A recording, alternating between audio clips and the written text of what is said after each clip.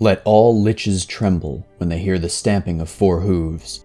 Let armies retreat when they see crimson armor on the horizon, and let the fair people of Velia breathe easier in the presence of the Red Rider. Bards carry legends from the land of giants to the far reaches of Swifthall, bellowing the heroic deeds of Velia's protector. For 25 years, the Red Rider has been a genuine source of good and protection. But I am only 27 years old, and I am not the original Red Rider. I am Thraukaller, son of Thraukalin, and second to hold the Red Rider mantle. After my father's death months ago at the hands of a Balhanoth, I gathered what I could from his remains and rode his horse back home. I grieved, and then found power through hope. I cannot let the legend die. I will live up to the name Red Rider. The Red Rider is a dragonborn cavalier fighter that I play in a campaign where a group of adventurers are trying to stop a cult leader named Judgment from becoming a god. He is incredibly devoted to his home nation of Velia, where he is hailed as a hero. He cares deeply for justice, but is a proponent of redemption in a confusing and cult-populated world. Often, he will sit with frightened children, victims of an attack on their city, and regale them with stories of ancient dragons or quests of the Red Rider and his horse Azur, a display of great deference towards history. Symbolism is critical to Thraukaller. As any hero can tell you, the mantle means something, whether it's fear for ne'er-do-wells or hope for desperate people. Does the Red Rider have a purpose? Yes. Is the Red Rider happy? Probably. But why? Or how? Again, this is a fictional character that I play, so I could just say that he's happy, but you can probably feel that it makes sense that he's happy based on the description that I gave. We can rationalize and defend narratively why the Red Rider is happy. He has a goal, a code, a purpose, a set of ideals, a group of people around him that support and uphold those ideals. In other words, there's no dissonance between the Red Rider's happiness and our understanding of what makes someone happy, despite the violent circumstances that he lives in.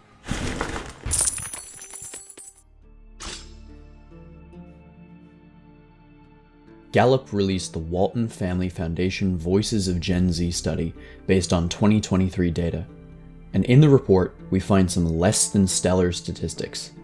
Take Gen Z's overall happiness metric. 10% of Gen Z's population self-reports as unhappy, and 25% overall don't label themselves somewhat happy or very happy.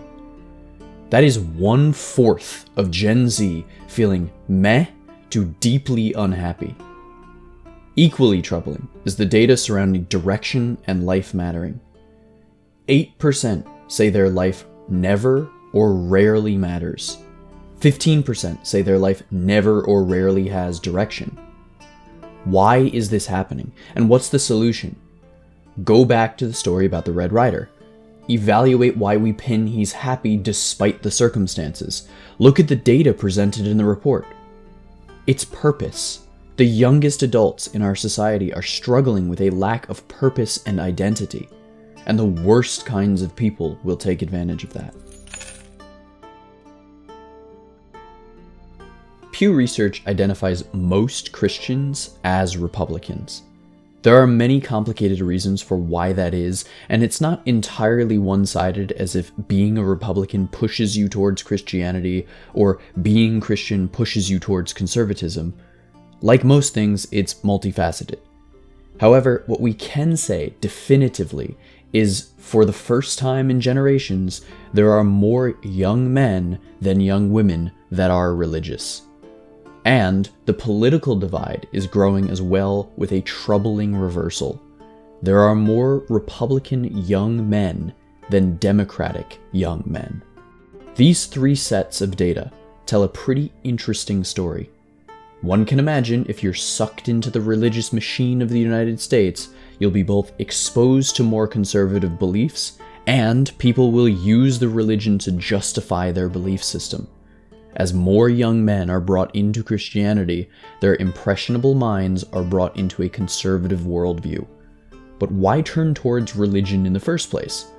Well, I think conservative host and spawn of my nightmares Dennis Prager said it best. Every single poll, all secular organizations, Gallup, Pew Research, universities, it's as close to unanimous as polling can get. Actively religious people are happier than secular people. So case closed. Religious people are happier than non-religious people.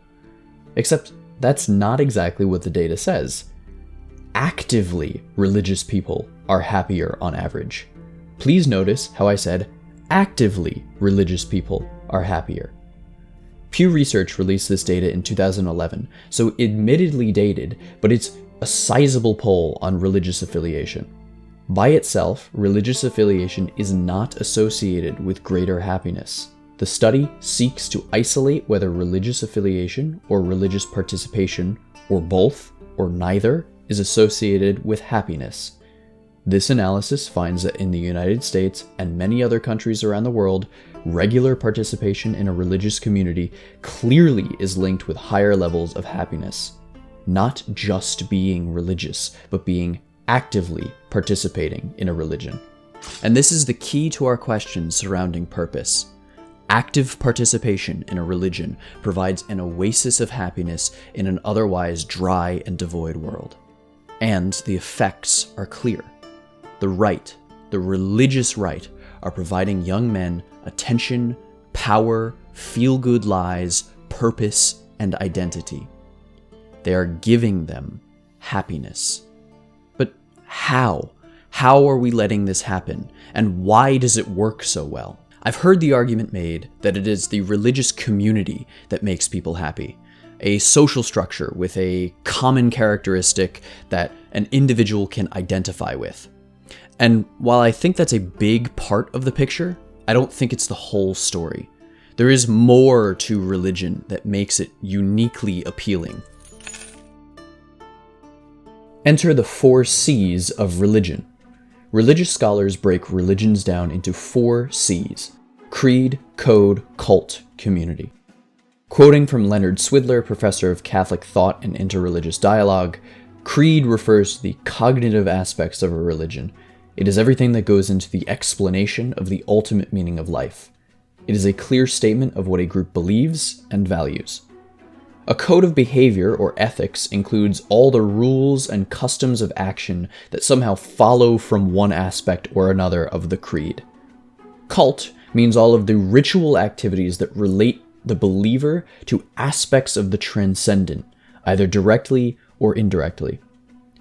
And community structure refers to the relationships between the believers. I'm going to take a critical lens to these categories. The 4 C's can be applied elsewhere. In other words, creed, code, cult, and community are tools that scholars use to identify religions, but I posit that they are not only useful for religions. These categories are the key to the active portion of active participation in religion. This is the thesis of the whole video. The 4 C's give purpose and identity, and therefore determine happiness in both religion and other aspects of life. Let's circle back to the Red Rider for a moment. His creed is to protect the innocent, deliver justice, and be a symbol to inspire others. His code, aka behaviors or ethics, are derived from that creed. It is morally okay to destroy those that are irredeemable, but we must try to redeem them first. Or, we must speak kindly to those less powerful, for alone they are weak, but as a nation they are strong. His cult, or the ritual activities that relate to the transcendent, is about symbolism. Remember, in the context of religion, the transcendent is often God or gods, but transcendence is just something that is beyond physical experience. Symbolism is transcendent. It signifies something beyond the literal. For the Red Rider, there is nothing that says he must wear red armor, that he should use the mantle, the title, the Red Rider. But he does because that is transcendent. That is the symbol. It is a ritual to uphold the ideals of the mantle. And finally, his community. The allies, the friends he has made along the way that support his mission and believe with him. There's the party he travels with, and his beloved citizens of Velia. It was already understandable how the Red Rider could be happy. We understood that from a narrative level. But to break it down into these pieces makes it tangible and applicable to the real world. Ultimately, the Red Rider is doing a good thing, but just because you have a purpose doesn't mean that purpose is morally good. Surely, no one would ever use purpose and identity and therefore happiness to weaponize a group of impressionable people to do morally bad things, right? Lae'zel is a companion in the D&D video game Baldur's Gate 3. The game in its first act centers around you and your party being infected by mind flare tadpoles and the discovery that if you don't do something about it, you will die painfully and transform into a horrible purple tentacle creature.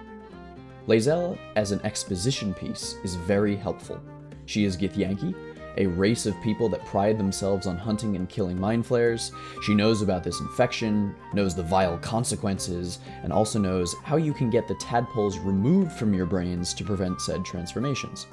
All you have to do is go to the nearby Githyanki creche, where they will have the tools to help you.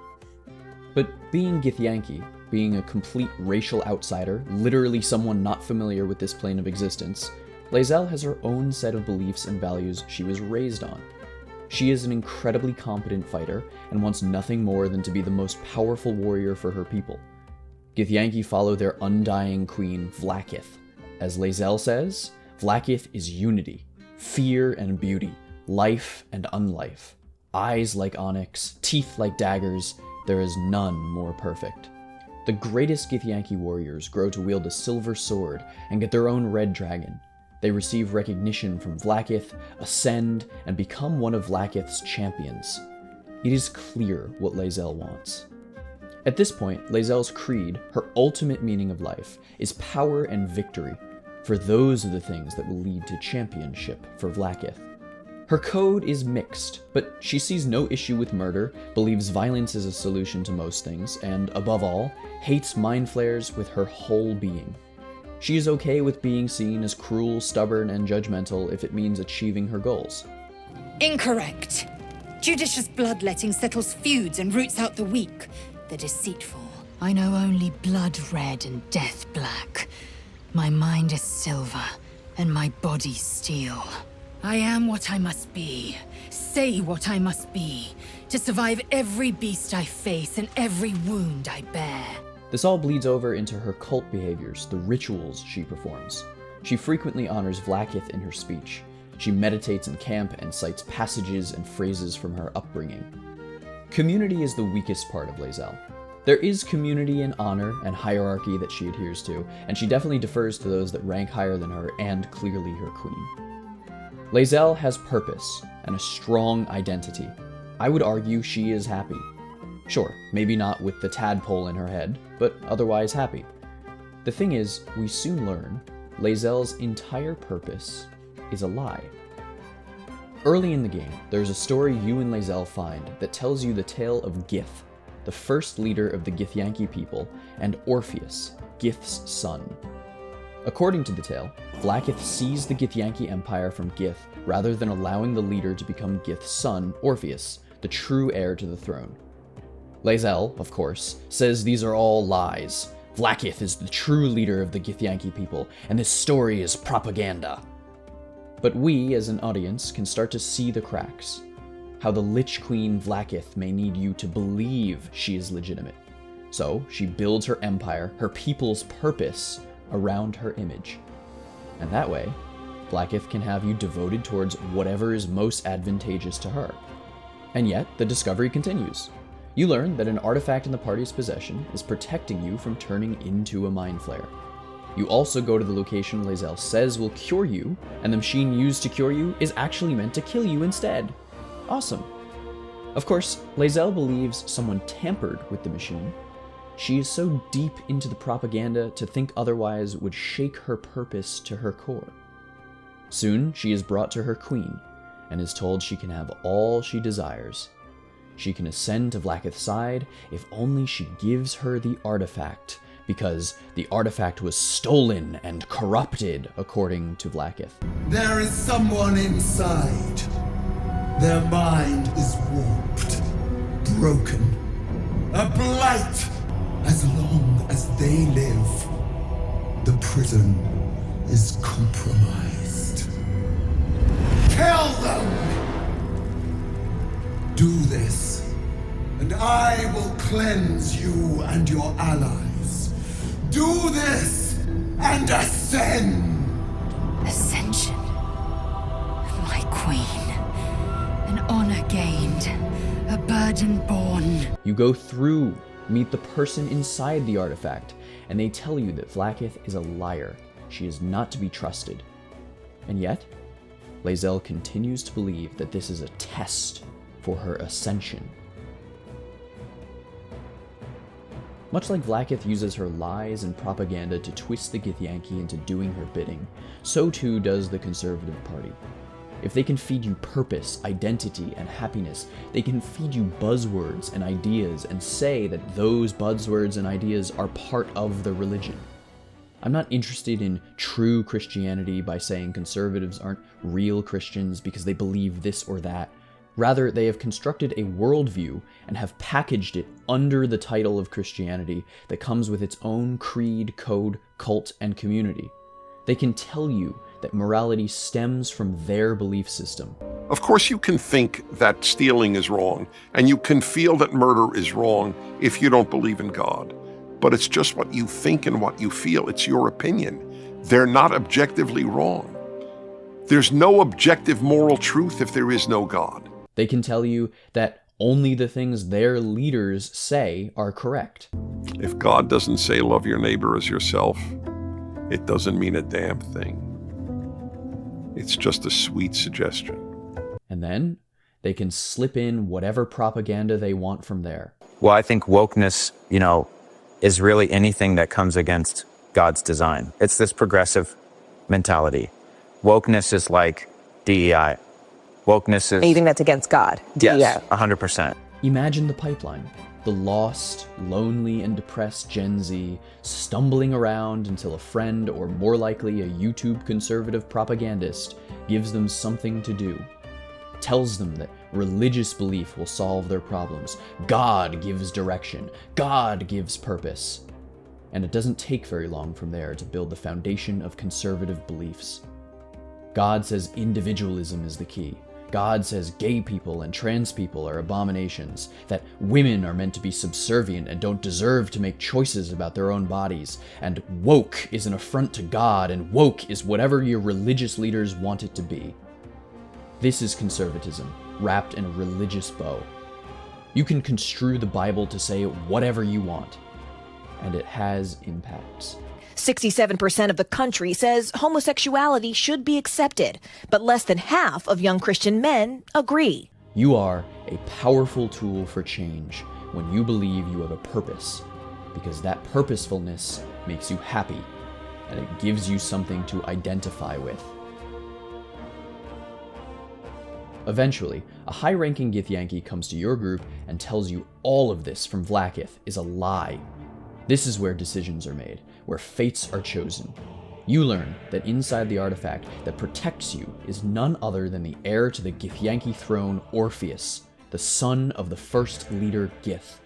This whole time, imprisoned by Vlaakith for his power, this is why she wanted the artifact back so badly.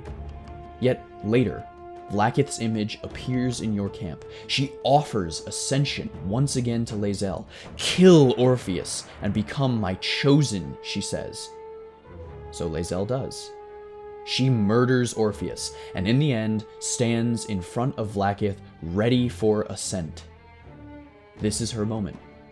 She will wield a silver sword and command dragons. She will finally achieve her purpose. And then Vlaakith kills her and feeds on her power. Vlaakith lied to Lae'zel. She did not care about Lae'zel. Lae'zel was a tool, a useful propagandizing idiot that spread the word of Vlaakith and destroyed Orpheus, the only being in the entire universe that could stand up to Vlaakith's tyranny. That is also the relationship of the right-wing religious leaders and most young men. They will lie to you, tell you that this is what is good for the world, good for you. And then they will legislate against your interests, another tax cut for the wealthy, more cuts to education to keep you stupid and subservient. They will silence dissent in the name of God and destroy that which they hate, but will tell you they destroyed it because it was unholy. But you're so far entrenched in the propaganda, even if you see through the lies and realize all of the festering hatred in the mire of conservatism, where else would you go? There is another path for Lae'zel. She can see through the deception of Lakith. You can help her with that. The path is not immediate, but winding, and one of deconstruction. Her second romance scene with you is still stooped in violent tendencies. She asks you to physically fight her so that you may pursue her romantically, and when you do and win, she calls you the source of her bruises in a positive tone. But that moment, when Vlaakith visits your camp, can be different. Lae'zel can stand up and say, "Enough. Better a short life built on truth than immortality woven of lies," she says. But this wasn't easy.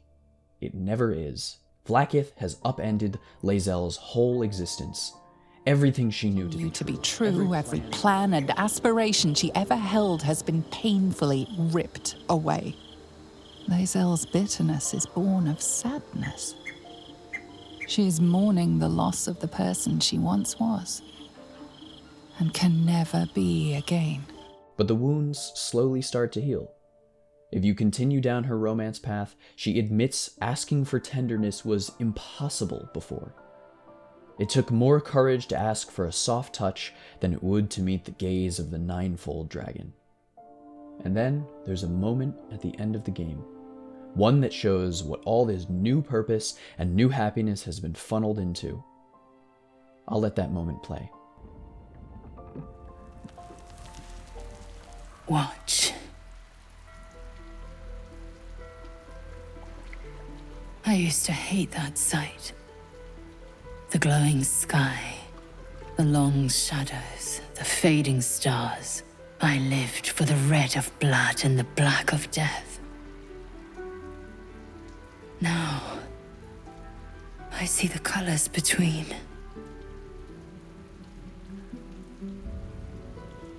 Look at the sun. What do you see?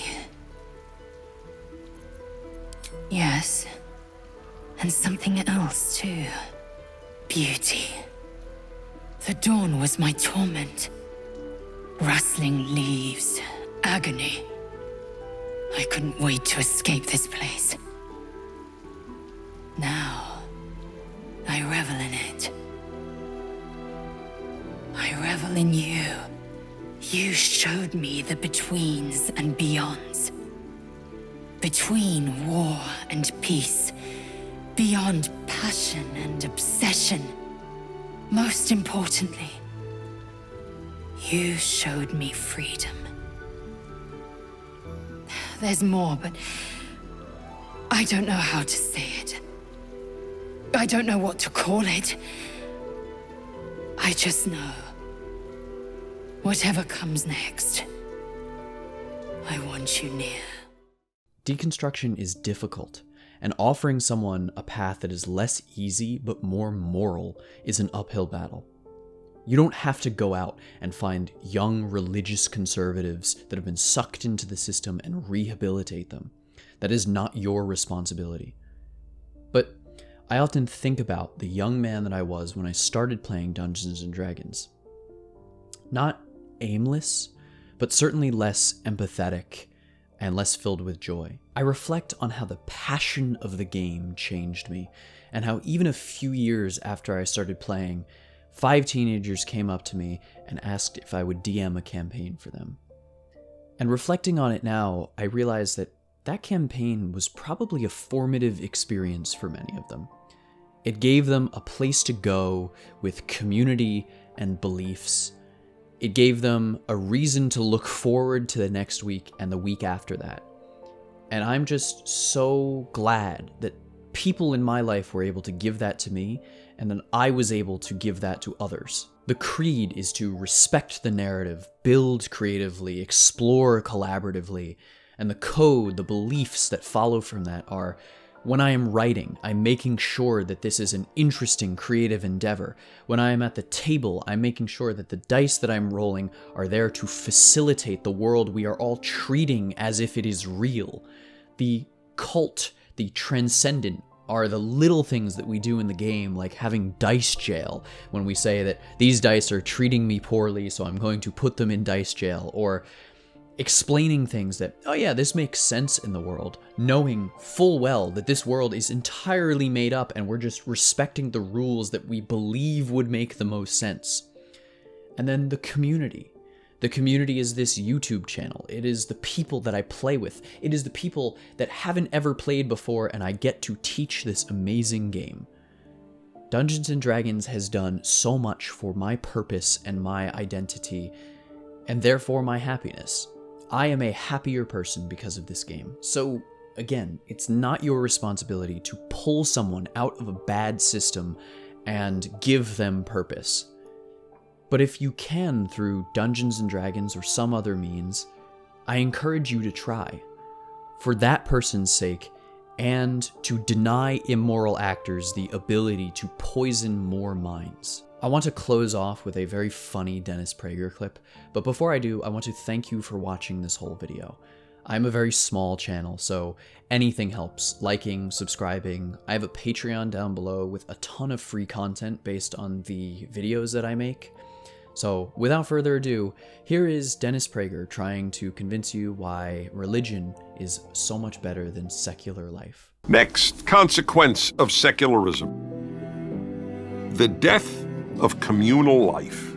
What secular groups get together on a weekly basis? Name me one. I'll give you a moment to think about it.